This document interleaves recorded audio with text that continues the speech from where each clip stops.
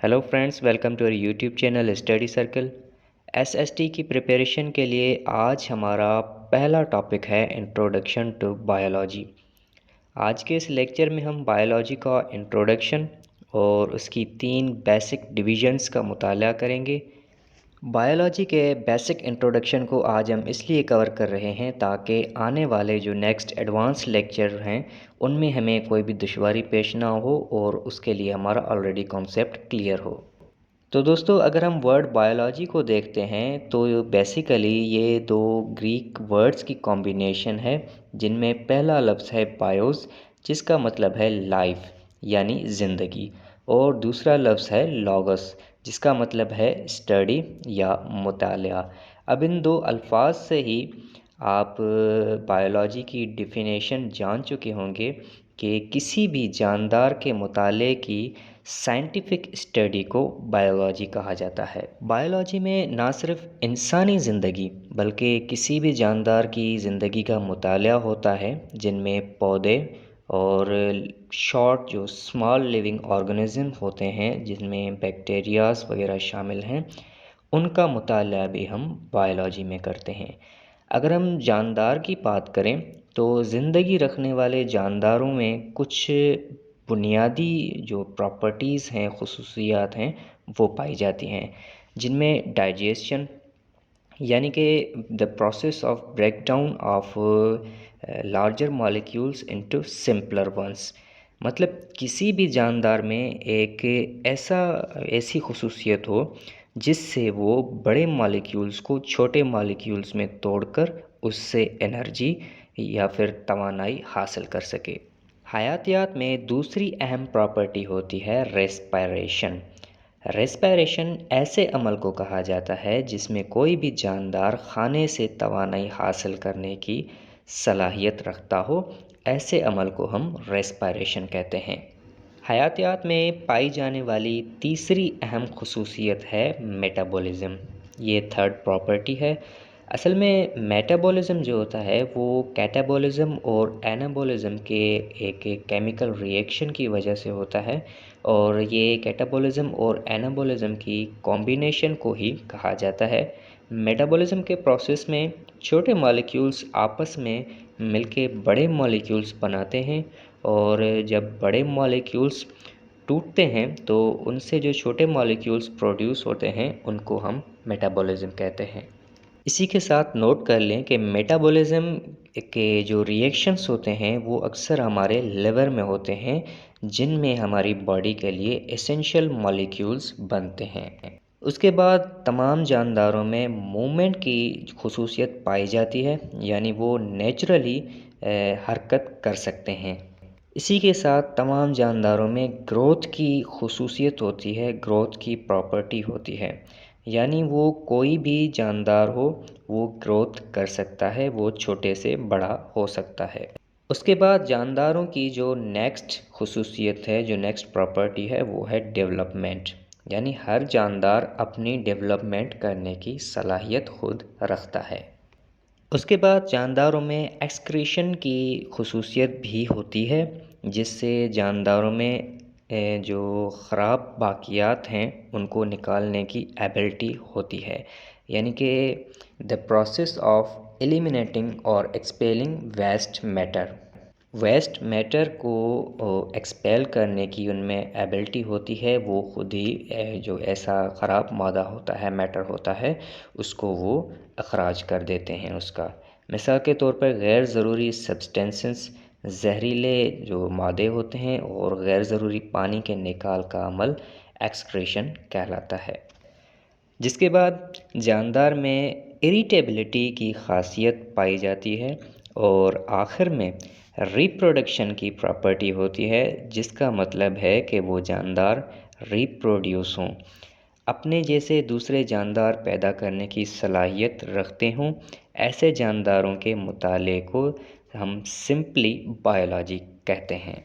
तो दोस्तों, ये थी तमाम हयातियात की अहम बेसिक खुसूसियात, प्रॉपर्टीज़। अब बढ़ते हैं बायोलॉजी की अहम डिवीजन्स की तरफ। बेसिकली बायोलॉजी की 3 अहम डिवीजन्स हैं, जिनमें पहली है जूलॉजी। اب زو کا لفظ آپ نے سنا ہوگا، تو یہ زولاجی کا ورڈ بھی اسی سے ملتا جلتا ہے۔ زو کا مطلب ہے اینیمل، اور لاجی ہم پہلے پڑھ آئے ہیں کہ یہ ایک اینشینٹ گریک ورڈ لاگوس سے نکلا ہوا ہے، جس کا مطلب ہے اسٹڈی۔ اب ان دو الفاظ سے ہی اس ڈویژن کی ڈیفینیشن ظاہر ہے کہ جانوروں یعنی اینیملز کی سائنٹیفک اسٹڈی کو ہم زولاجی کہتے ہیں۔ یہ ڈویژن خاص طور پر جانوروں کی زندگی، ان کی لائف کے مطالعے سے منسوب ہے۔ اچھا، اب یہاں پر ایک اہم بات نوٹ کر لیں، ایک ایم سی کیو ریپیٹ ہوتا رہتا ہے کہ who is known as father of zoology, یعنی کہ زولاجی کا بانی جو فادر ہوتا ہے وہ کسے کہا جاتا ہے۔ تو اس زولاجی کی فیلڈ میں ایرسٹوٹل، جسے ہم ارسطو کے نام سے جانتے ہیں، ان کا ایک اہم کردار رہا ہے، جس کی وجہ سے انہیں فادر آف زولاجی کا لقب دیا گیا ہے۔ اور اسی کے ساتھ ساتھ ارسطو کو بائیولوجی کا فادر بھی کہا جاتا ہے، کیونکہ ان کی جو اس فیلڈ میں ایکسٹرا آرڈنری بہت ہی زیادہ خدمات رہی ہیں، تو اس وجہ سے انہیں یہ لقب ملا ہے father of biology and father of زولاجی۔ اب بڑھتے ہیں بائیولوجی کی دوسری اہم ڈویژن کی طرف، جو ہے باٹنی۔ اب نوٹ کر لیں کہ باٹنی ورڈ بھی دو الفاظ کا مجموعہ ہے۔ اگر ہم باٹنی کو دو الفاظ میں توڑتے ہیں تو اس میں پہلا لفظ ہے بوٹین، جو کہ گریک ایک ورڈ ہے جس کا مطلب ہے گراس یا پیسچر۔ پیسچر کہا جاتا ہے چراگاہ کو، اور گراس کا آپ کو پتہ ہوگا۔ تو اب چراگاہ میں آپ نے دیکھا ہوگا کہ وہاں مختلف قسم کے پیڑ پودے ہوتے ہیں، تو ان دو الفاظ سے ہی آپ جان گئے ہوں گے کہ باٹنی میں پلانٹس کی، جو پلانٹ ہوتے ہیں، پودے ہوتے ہیں، ان کی اسٹڈی ہوتی ہے۔ ان شارٹ ہم یہ کہہ سکتے ہیں کہ the scientific study of plant is called botany. Botany کی فیلڈ میں بھی ایک سائنٹسٹ کا کلیدی کردار رہا ہے، جس کے حوالے سے سوال آتا رہتا ہے کہ who is known as father of botany. تو دوستو، اس فیلڈ میں تھیوفراسٹس نامی ایک سائنٹسٹ تھا، جس نے کافی خدمات سر انجام دیں اس فیلڈ میں، جس کی وجہ سے ان کو یہ خطاب دیا گیا فادر آف باٹنی۔ اسی باٹنی کی فیلڈ میں جو اسٹڈی کی جاتی ہے کہ پودوں میں فوٹوسینتھیسس کا عمل کیسے ہوتا ہے، پودا نیچے جڑ سے جو اوپر ٹاپ تک پانی پہنچاتا ہے وہ کیسے ہوتا ہے، اور جو فوٹوسینتھیسس میں پودا اپنا کھانا بناتا ہے، اس کا عمل جو اس کی اسٹڈی ہوتی ہے، وہ ساری اسی باٹنی کی فیلڈ میں ہوتی ہے۔ اس کے بعد بائیولوجی کی تیسری ڈویژن ہے، جو ہے مائکرو بائیولوجی۔ اب اس ڈویژن کی ڈیفینیشن اس کے نام سے ہی ظاہر ہے، micro means very small, bio کا مطلب میں آپ کو بتا چکا ہوں لائف، اور لاجی جو ہے وہ لوگس سے لیا گیا ہے، جس کا مطلب ہے مطالعہ۔ تو ہم کچھ اس طرح سے بھی اس کو ڈیفائن کر سکتے ہیں کہ the study of very small organisms اور life is called micro biology, یعنی سائنس کی اس فیلڈ میں ہم زندگی رکھنے والے بہت بہت بہت چھوٹے حیاتیات کا مطالعہ کر سکتے ہیں، جن کو ہم نیکڈ آئی سے، کھلی آنکھ سے نہیں دیکھ سکتے، اور اس کو دیکھنے کے لیے ہمیں مائکرو اسکوپ کا یوز کرنا پڑتا ہے۔ اب آپ کو اندازہ ہو چکا ہوگا کہ اس ڈویژن میں خاص طور پر بیکٹیریا، وائرس اور الجائی وغیرہ کے جیسے جو اسمال آرگنیزمس ہیں، ان کی اسٹڈی ہوتی ہے۔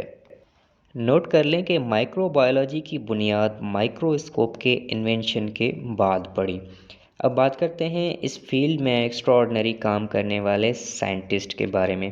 تو اگر یہ پوچھا جائے کہ who is known as father of microbiology, تو وہ ہیں اینٹونیو لیون ہوک، جن کے بارے میں کہا جاتا ہے کہ کمپاؤنڈ مائکرو اسکوپ سے پہلے جو سمپل مائکرو اسکوپ تھی وہ انہوں نے ہی ایجاد کی تھی، اور اس کے انوینٹر اپنے یہ اینٹونیو لیون ہوک ہی ہیں۔ تو دوستو، یہ تھا آج کا basic introduction of biology and its branches. I hope کہ اب اس کے حوالے سے آپ کا کانسیپٹ کلیئر ہو گیا ہوگا۔ ملتے ہیں نیکسٹ لیکچر میں، جو کہ بائیولوجی کی مختلف برانچز پر مشتمل ہوگا۔ تب تک کے لیے اللہ حافظ۔